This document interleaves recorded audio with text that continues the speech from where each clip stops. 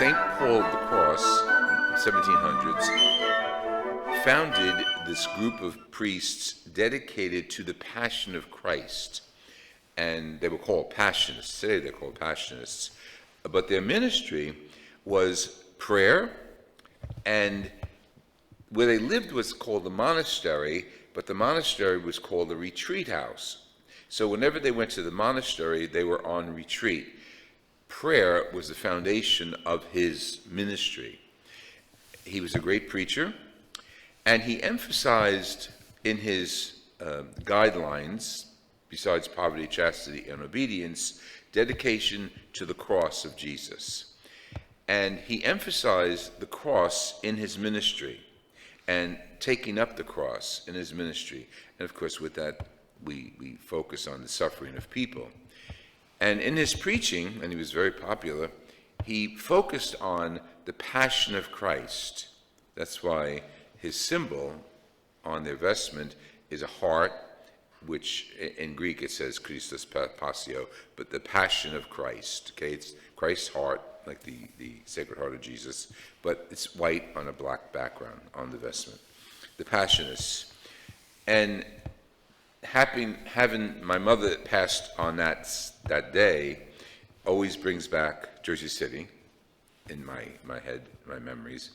And I listened to the readings and I realized that I was raised in a community that did this stuff normally.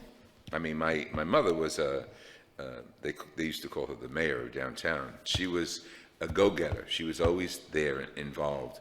She was the kind of person, she was involved with things that she wasn't even part of. For instance, she wasn't a war veteran, my uncles were, but she was part of the Catholic War Veterans, and they did a lot of charity. She was on my brother's high school PTA, Parent Teachers Association, as well as St. Michael's, my own PTA.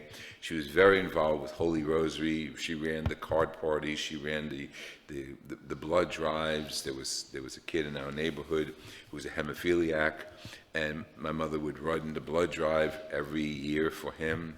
If there was someone in the neighborhood whose home was destroyed for some reason, blood, family, fire, she'd be the first one to tell people, okay, we got to gather food, we got to gather clothing, we got to feed so-and-so in the family. She was the head of charity. She was always there, never employed. She was, I mean, as a married woman, she was never employed. Before we were born, she probably was. But she did this great charity, and it's funny because she took the cross very seriously. She wasn't a holy roller. She was a normal Italian mother who didn't go to church on Sundays until Sunday Mass was initiated in the evening, so it's post-Vatican II. Because what does an Italian mother do on Sunday mornings? They cook. So we knew we had to go. My father would accompany us to church, Michael and I, and she would, who was there, who said the Mass, and, you know, what did he say, blah, blah, blah, while she's cooking and sitting at the table. So she was a really earthy, down-to-earth person that people loved. I mean, they loved. Well, she was very much like me. You either loved her or hated her. So I don't know who hates me; they're not around. But my fan club is love or hate. But she told you where she stood and where she was in her ministry, and she didn't call it ministry. She did what was normal.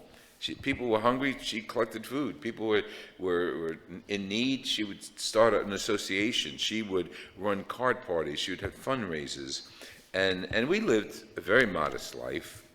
I think we were poor, but I didn't know we were poor.